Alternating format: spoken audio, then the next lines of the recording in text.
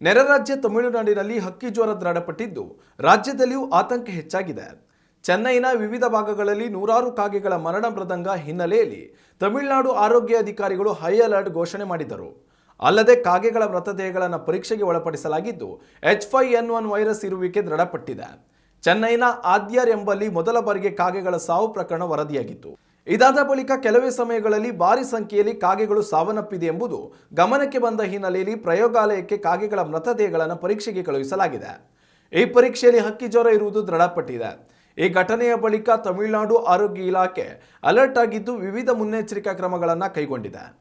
ಸತ್ತ ಕಾಗೆಗಳು ಹಾಗೂ ಕೋಳಿಗಳನ್ನು ಸರ್ಕಾರದ ಮಾರ್ಗಸೂಚಿಗಳ ಅನುಸಾರವೇ ವಿಲೇವಾರಿ ಮಾಡಬೇಕು.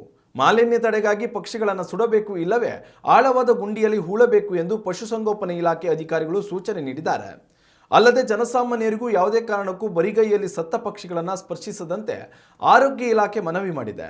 ಸತ್ತ ಪಕ್ಷಿಗಳ ಸಮೀಪಕ್ಕೆ ತೆರಳುವುದನ್ನು ನಿಲ್ಲಿಸುವಂತೆ ಹಾಗೂ ನೀವಿರುವ ಸ್ಥಳದ ಸಮೀಪ ಪಕ್ಷಿಗಳ ಅಸಹಜ ಸಾವು ಬೆಳಕಿಗೆ ಬಂದಲ್ಲಿ ಕೂಡಲೇ ಸಂಬಂಧಪಟ್ಟ ಅಧಿಕಾರಿಗಳಿಗೆ ಮಾಹಿತಿ ರವಾನಿಸಬೇಕು ಎಂದು ಸೂಚನೆ ನೀಡಲಾಗಿದೆ. ಕೇಂದ್ರ ಪಶುಸಂಗೋಪನಾ ಸಚಿವಾಲಯವು ತಮಿಳುನಾಡು ಮುಖ್ಯ ಕಾರ್ಯದರ್ಶಿಗೆ ತುರ್ತು ಕ್ರಮ ಕೈಗೊಳ್ಳುವಂತೆ ಪತ್ರ ಬರೆದಿದೆ. ಕೋಳಿ ಸಾಕಣೆ ಕೇಂದ್ರಗಳು ಮತ್ತು ಮನುಷ್ಯರಿಗೆ ವೈರಸ್ ಹರಡುವುದನ್ನು ತಡೆಯಲು ಸಂಘಟಿತ ಕ್ರಮ ಕೈಗೊಳ್ಳುವಂತೆ ಸೂಚನೆ ನೀಡಿದೆ. ಉತ್ತಮ ಸಂಸ್ಕಾರಯುತ ಶಿಕ್ಷಣದೊಂದಿಗೆ VSS English medium CBSE school Udupi Muddur. ನರ್ಸರಿಯಿಂದ 10ನೇ ತರಗತಿವರೆಗೆ ಶಿಕ್ಷಣದ ಜೊತೆಗೆ 5ರಿಂದ 10ನೇ ತರಗತಿವರೆಗಿನ ವಿದ್ಯಾರ್ಥಿನಿಯರಿಗೆ ಉತ್ತಮ ಹಾಸ್ಟೆಲ್ ಸೌಲಭ್ಯವೂ ಇದೆ. ನಿಮ್ಮ ಮಕ್ಕಳ ಪ್ರವೇಶಾತಿಗಾಗಿ ಈ ಸಂಖ್ಯೆಗೆ ಕರೆ ಮಾಡಿ.